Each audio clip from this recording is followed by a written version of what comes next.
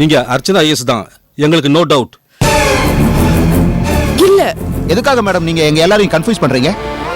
நீங்க எல்லாரும் தான் என்ன கன்ஃபியூஸ் பண்றீங்க. போதும், நாங்க எல்லாரும் போலீஸ் அதிகாரிங்க, எங்களை நீங்க ஏமாத்த முடியாது. நீங்க ஒரு ஐஏஎஸ் அதிகாரிங்கிறதால நாங்க உங்களை கௌரவமா விசாரிக்கிறோம். இல்ல உளவுத்துறை ட்ரீட்மெண்ட்டே வேற விதமா இருக்கும். உளவுத்துறை ட்ரீட்மெண்ட் எப்படி இருக்குங்கிறது உங்களுக்கே நல்லா தெரியும். இப்போ என்கிட்ட என்ன விசாரிக்கணும்? என்ன பத்தி என்ன தெரிஞ்சுக்கணும்னு விருப்பப்படுறீங்க? அர்ச்சனா ஐஏஎஸ் ஆன நீங்க எப்படி இப்படி மாறுனீங்க? எதுக்காக? எனக்கு புரியல. நீங்க எதை பார்த்து இப்படி கேக்குறீங்கன்னு எனக்கு கொஞ்சம் கூட புரியல. ஐஏஎஸ் அதிகாரியா பதவியில் இருந்த நீங்க திடீர்னு சோழவந்தான் ஊருக்கு போயிருக்கீங்க. பொன்னுரங்கம்னு ஒரு படிக்காத கிராமத்து இளைஞனை கல்யாணம் பண்ணிருக்கீங்க. இப்ப குடும்பம் குழந்தைன்னு செட்டில் ஆயிருக்கீங்க. இதெல்லாம் உண்மைதானே மேடம்? எஸ்எஸ் பாண்டியன் சுடப்பட்டதுக்கு உங்களுக்கும் சம்பந்தமே இல்ல. யாரோ சக்திக்கு சித்திங்கிறவங்க உங்க மேல பொய்யா பழிய போட அதை ஏத்துக்கிட்டு இப்ப ஜெயில இருக்கிறீங்க. இதெல்லாம் எதுக்காக மேடம்? அர்ச்சனா ஐஏஎஸ் நீங்க எதுக்காக சக்தியா நடிக்கணும்? சக்திக்கு உங்களுக்கு என்ன சம்பந்தம்? சக்தி பெரிய கோடீஸ்வரி. அவங்க பேர்ல ஏகப்பட்ட சொத்து இருக்கு. ஒருவேளை அவங்க சொத்துக்கு ஆசைப்பட்டு நீங்க சொல்லுங்க, ஏன் நிறுத்திட்டீங்க? சக்தியை நீங்க கொலை பண்ணிட்டு நீங்க சம்பந்தம் இல்லாம சந்தேகப்பட்டு என்ன சங்கடப்படுத்துறீங்க. மேடம், உணர்ச்சி வசப்படாம அமைதியா இருங்க. உண்மையை சொல்லிடுங்க. சக்தியை நீங்க கொலை பண்ணலன்னா சக்தியை எங்க மறைச்சு வச்சிருக்கீங்க? சொல்லுங்க மேடம், எங்க மறைச்சு வச்சிருக்கீங்க? நீங்க எந்த விதத்துல கேட்டாலும் எத்தனை முறை கேட்டாலும் என்கிட்ட இருக்க உண்மையான ஒரே பதில், நான் அர்ச்சனா ஐஏஎஸ் இல்ல, என் பேரு சக்தி. இல்ல, நீங்க அர்ச்சனா தான். Just a minute. அந்த ஸ்கிரீனை பாருங்க.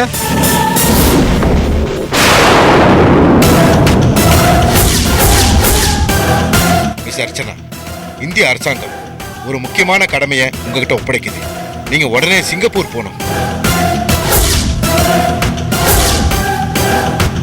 நீங்க 6 மாசம் அங்க தங்கி இந்த அசைன்மெண்ட்டை சக்சஸ்ஃபுல்லா முடிக்கிறீங்க. இந்த கவர்ல எல்லா டீடைல்ஸும் இருக்கு.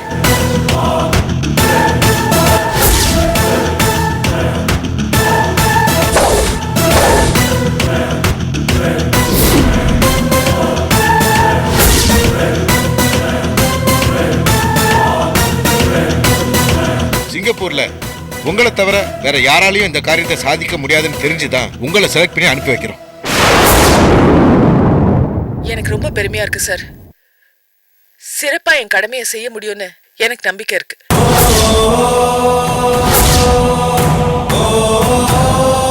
இப்ப சொல்லுங்க, இந்திய அரசு உங்கள்கிட்ட கொடுத்த கடமையை முடிச்சிட்டு ஏன் சிங்கப்பூர்ல இருந்து சோழவனானுக்கு போனீங்க? இப்ப ஏன் ஜெயில இருக்கீங்க? இதெல்லாம் எதுக்காக மேடம்? எனக்கு ஆச்சரியமா இருக்கு. எனக்கு ரொம்ப ஆச்சரியமா இருக்கு. என்ன மாதிரியே இருக்கிற அந்த அர்ச்சனா ஐஏஎஸ் யாருன்னு எனக்கு தெரியல. எனக்கு ஒண்ணுமே புரியல. மேடம், இதுக்கு மேல எங்களை சோதிக்காதீங்க. நாங்க ரொம்ப பொறுமை இழந்து இருக்கிறோம். நீங்க என்ன மறைச்சாலும் எங்களை ஏமாத்த முடியாது. நீங்க அர்ச்சனா ஐஏஎஸ் தான். சாரி, இதுக்கு மேல என்ன எதையும் கேட்காதீங்க.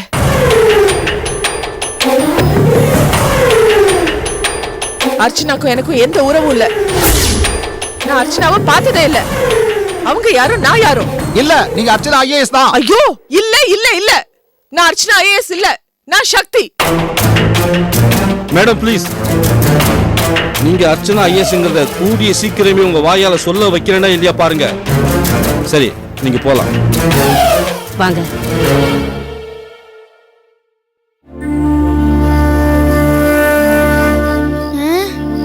சங்கரி அக்கா இங்க இருக்கங்க. வணக்கம்மா. வணக்கம். நான் போன் பண்ணி இவளை பார்க்கணும்னு சொன்ன உடனே ராத்திரின்னு கூட பார்க்காம இவளை கூட்டிட்டு வந்திருக்கீங்களே, ரொம்ப நன்றிமா. பரவாயில்லம்மா, நான் உன்னை பத்தி கேள்விப்பட்டேன். நீ சங்கரி கூட பேசிட்டு நான் தான் அங்க இருக்கேன். சங்கரி வா, அங்க உட்காந்து பேசலாம் வா. இல்லக்கா இங்கே பேசுவோம்க்கா. அட வான்னு சொல்றேன்ல. அக்கா சொல்லுக்கா. என்னக்கா உடனே வர சொன்ன? என்னக்கா சொல்லுக்கா.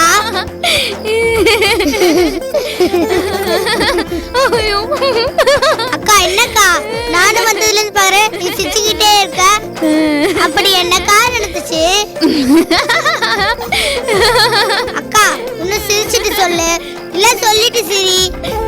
என்ன நடந்துச்சுன்னு தெரிஞ்சுக்கிறதுக்கு எனக்கும் ஆசையா இருக்குல்ல. என்னால ரெண்டுமே முடியல. சிரிச்சுக்கிட்டே சொல்ல முடியல, சொல்லிட்டு சிரிக்கவும் முடியல. ஐயோ, என்னால சந்தோஷத்தை தாங்கவே முடியல சங்கரி. அப்படி என்னக்கா நடந்துச்சு? சீக்கிரம் சொல்லுக்கா, எனக்கு தலையே வெடிச்சிரும் போல இருக்கு. அக்கா நீ சிரிச்சு சந்தோஷமா இருக்கே, எனக்கு அதுவே போதும்க்கா.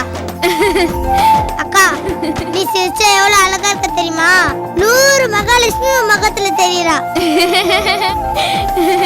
இந்த கல்யாண முகம் இவ்வளவு நாள் அழுது அழுது உன் முகமே பரிதாபமா இருந்துச்சுக்கா. இவ்வளவு முக லட்சணத்தோட மருமக கிடைச்சதுக்கு உன் மாமியார் வசந்தம்மா உனக்கு கோயில் கட்டி கும்பிடணும். அதுவும் சீக்கிரம் நடக்கதாங்கா போகுது. உன் மாமியார் வசந்தம்மா உனக்கு கோயில் கட்டி கும்பிடணும்.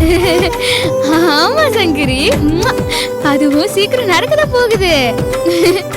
ஐயோ, உன் பேச்சு கேட்ட பிறகுதான் எனக்கு சந்தோஷமாவே இருக்கு. அத்தையும் மச்சானும் என்ன பார்த்து பயப்படுற அளவுக்கு வந்துட்டாங்க. ஐயோ, நான் முன்னாடி உன்கிட்ட நான் எப்படிலாம் நடந்துக்கணும்னு யோசனை கேட்டு நடந்திருந்தா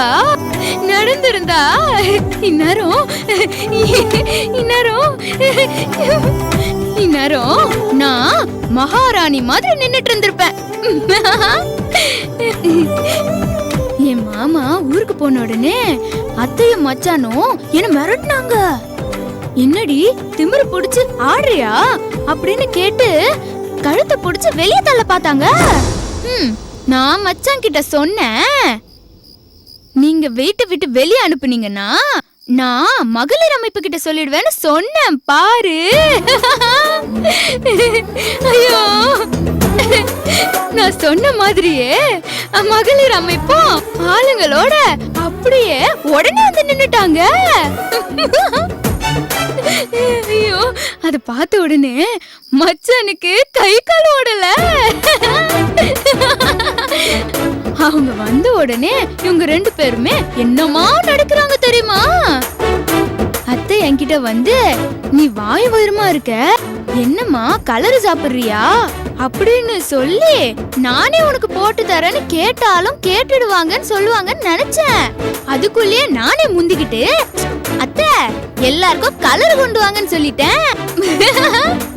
அவங்களும் ஊர் மெச்சிக்கிற மாமியார் மாதிரி கலர் போட்டு கொண்டு வந்துட்டாங்க.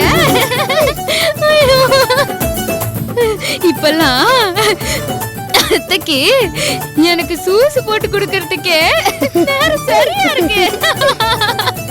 ஐயோ அக்கா, உன் அத்தை ஜூஸ் குடுக்கறதுனால நீ மயங்கிடாத. ஜூஸ்ல மயக்க மருந்து கலந்து உன்னை ஏதாவது பண்ணிட்டாங்கன்னா நீ என்ன செய்வ? மதன் மச்சானும் வசந்த அத்தையும் இப்ப எங்க போயிருக்காங்க? அவங்க எங்க போயிருக்காங்கன்னு எனக்கு தெரியலையே. உன் அத்தையும் மச்சானும் சுப்ரியாக்கா கூட்டிட்டு இப்பவே கல்யாணம் பண்ண போயிருந்தாங்கன்னா நாம என்ன செய்யறது? ஐயா, இப்படி எல்லாம் பண்ணுவாங்களா சங்கரி? இது எனக்கு தெரியாம போச்சே. நான் அப்படிலாம் யோசிக்கவே இல்லையே. நீ இப்படி எல்லாம் யோசிக்க மாட்டேன்னு தெரிஞ்சுதான் எப்பவுமே நான் உன்னை பத்தி தான் யோசிச்சுட்டு இருக்கேன். இனிமேதான்க்கா உன் கண்ணுல விளக்கெண்ணெய் ஊத்திக்கிட்டு இந்த வீட்டுல நீ கவனமா இருக்கணும். வெளியில கடத்தருக்கு போறோம்னு உன்கிட்ட சொல்லிட்டு போய் இந்த கல்யாணத்தை நடத்திட்டாங்கன்னா உன் நிலைமை என்ன ஆகுறது? சரி சங்கரி, அவங்க எங்க போனாலும் கவனமா இருக்கேன். மச்சானும் அத்தையும் வெளியே கிளம்புனா பிடிவாதமா நானும் அவங்க கூட போயிடுறேன் சங்கரி. அப்படி போட அருவால. அக்கா, உனக்கு ஒரு சந்தோஷமான செய்தி. என்ன சங்கரி சொல்லு? நாளைக்கு நானும் என் ஃப்ரெண்ட்ஸும் சேர்ந்து உன் மதன் வச்சனுக்கு பஞ்சாயத்து வைக்க போறோம் பாரு. பஞ்சாயத்தா? என்ன பஞ்சாயத்து? இது பசங்க பஞ்சாயத்து. என்ன பண்றோன்னு பொறுத்து இருந்து பாரு. ஏய் சங்கரி, நீ சொல்றது எனக்கு என்னன்னே புரியல. ஆனா எதுவா இருந்தாலும் இந்த பஞ்சாயத்து கிஞ்சாயத்துலாம் வேணாம். மச்சான் டாக்டருக்கு படிச்சவரு, பெரிய டாக்டரு. இந்த பஞ்சாயத்து எல்லாம் போனா அவருக்கு அவமானம் ஆயிடும். அதனால அதெல்லாம் வேணாம் சங்கரி. எனக்கு நம்பிக்கை இருக்குடி, அவரு மனசு மாறி இந்த கல்யாணத்தை நடத்த மாட்டாரு, என் கூட சேர்ந்து வாழ்வாருன்னு எனக்கு நம்பிக்கை இருக்கு. அதனால வேண்டாம் சங்கரி, அவருக்கு தர்ம சங்கடத்தை கொடுக்க வேண்டாண்டி. வேண்டாம், விட்டுரு. உன் மச்சான் டாக்டர் மாதிரியே நடந்துக்கிறாரு. நீதான் அவருக்காக ஏத்திட்டு பேசுற. ஆனா அவர் உன்னை பத்தி யோசிச்சு பாக்குறாரா? நீ முதல்ல இந்த மாறி மாறி பேசுறத நிறுத்துக்கா. எனக்கு நீ அக்கா நல்லா இருக்கணும், நீ சந்தோஷமா இருக்கணும், மதன் மச்சானோட சேரணும். எனக்கு அதான் முக்கியம். வேற எதை பத்தி கவலைப்படாத, நான் இருக்கேன். நீ தைரியமா இரு. Good night. ஏய் சங்கரி,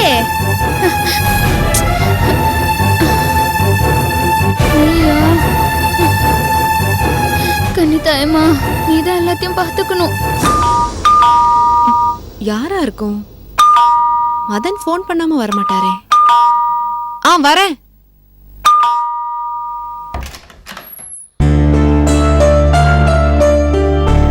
நீயா? வா.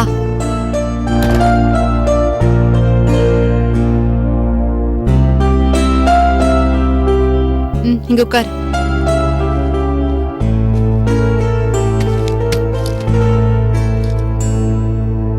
அக்கா, வீடு ரொம்ப அழகா இருக்கு. தேங்க்ஸ். ஆமா சங்கரி, அன்னைக்கு உடம்பு சரியில்லைன்னு என்ன வர சொன்ன.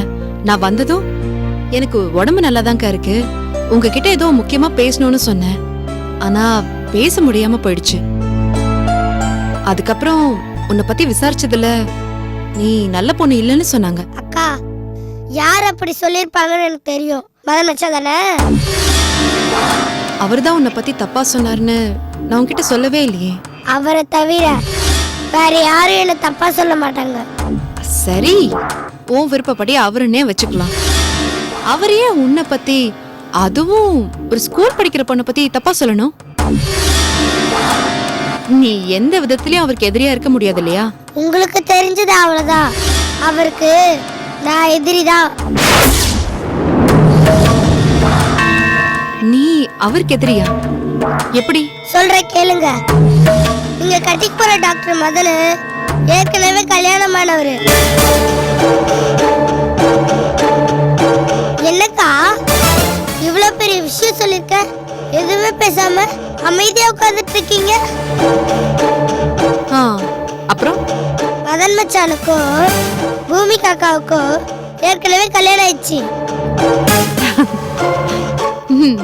அப்புறம் அவரு பூமி காக்காவை டைவர்ஸ் பண்ண நினைச்சதும் தோல்வியில முடிஞ்சிச்சு. அப்படியா? சொல் சொல். இப்ப பூமி காக்கா கர்ப்பமா இருக்காங்க. ஓ, அதுக்கும் காரணம் மதன் தான் சொல்ல போற, அப்படிதானே?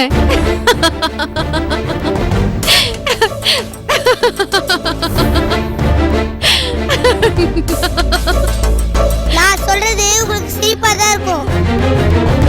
நான் சொல்றத நீங்க நம்பலனா ஊரே உங்களை பார்த்து சிரிக்கும். சிரித்து வாழ வேண்டும், பிற சிரிக்க வாழ்ந்திடாதேன்னு பாட்டு கேட்டிருக்கீங்களா நீங்க?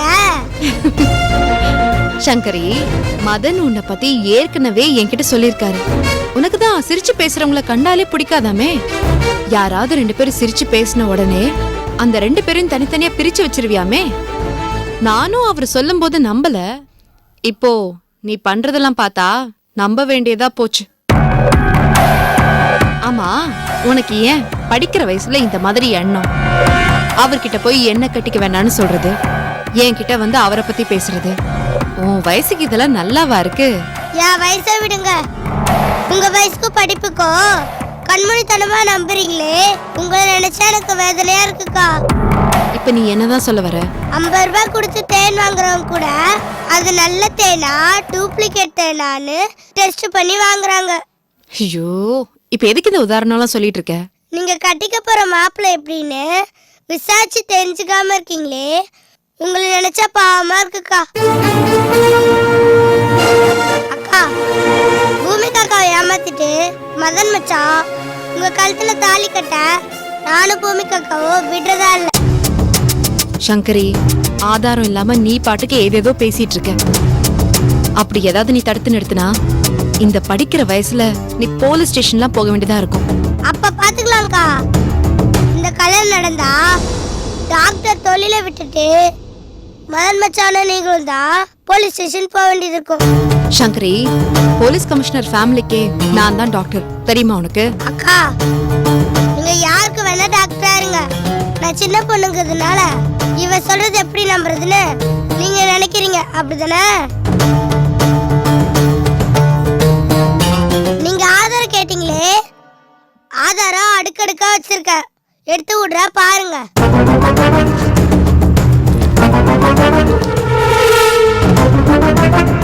இந்த போட்டோ மதன் மச்சான் பூமிகா கழுத்துல தாலி கட்டும் போது எடுத்த போட்டோ பாருங்க.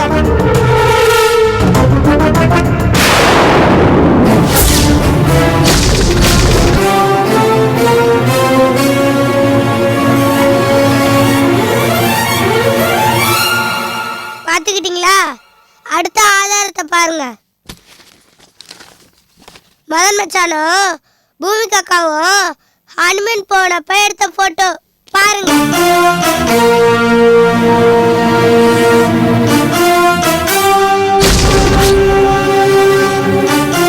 என்ன அதிர்ச்சி ஆயிட்டீங்க? அடுத்த ஆதாரத்தையும் பாருங்க.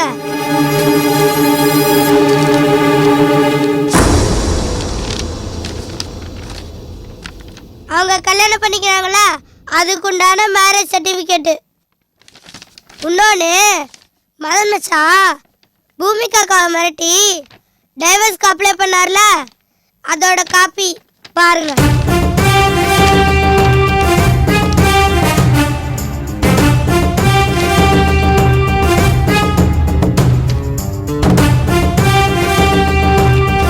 அடுத்த ஆதாரத்தை பாருங்க.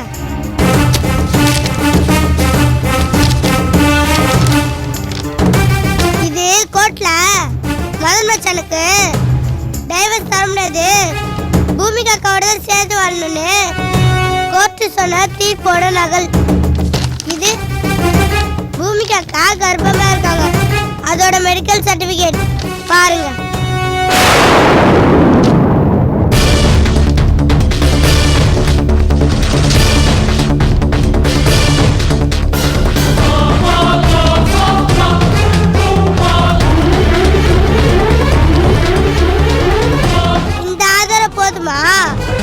இன்னும் வேணும்னு சொல்லுங்க, வாட்ஸ்அப்ல போட்டோ அனுப்பிச்சிக்கிறேன்.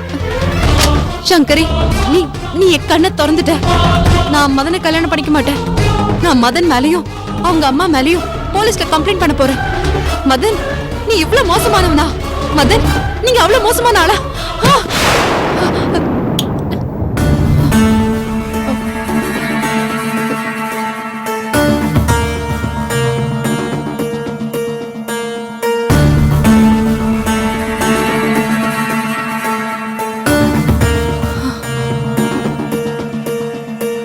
விடிய கால கனவு பலிக்கும்னு சொல்லுவாங்களே, நம்ம கண்ட கனவு பலிச்சிருமோ? சங்கரி சொன்னது உண்மையாயிடுமோ?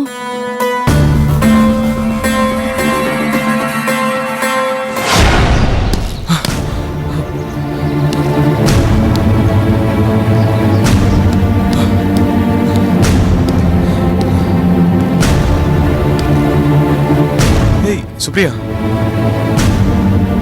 உடனே கிளம்பி வாங்க மதன் ஃபோன் பண்ண. ஏதாவது முக்கியமான விஷயமா? மதன், எனக்கு மனசே சரியில்லை. ஏன் சுப்ரியா, என்னாச்சு? What happen? மதன், நேத்து நைட்டு நல்ல தூக்கத்துல ஒரு கெட்ட கனவு எனக்கு வந்துச்சு. கனவு தானே, அதுக்கே இவ்ளோ டென்ஷன் ஆகுற? கனவு என்னன்னு சொன்னா நீங்களும் டென்ஷன் தான் ஆவீங்க. அப்படி என்ன கனவு? என் கனவுல அந்த சின்ன குட்டி பாப்பால சங்கரி அவ வந்தா. வந்து என்ன சொன்ன தெரியுமா என்கிட்ட? என்ன சொன்னா?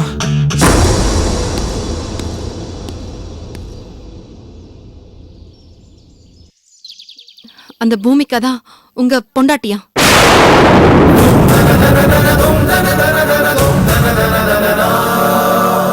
உங்களுக்கும் பூமிகாவுக்கும் ஏற்கனவே கல்யாணம் ஆயிடுச்சாம்.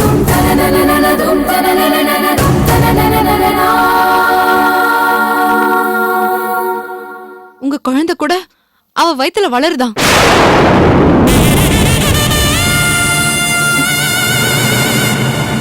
இதெல்லாம் நீங்க என்கிட்ட மறைச்சு என்ன கல்யாணம் பண்ணிக்க போறீங்களா?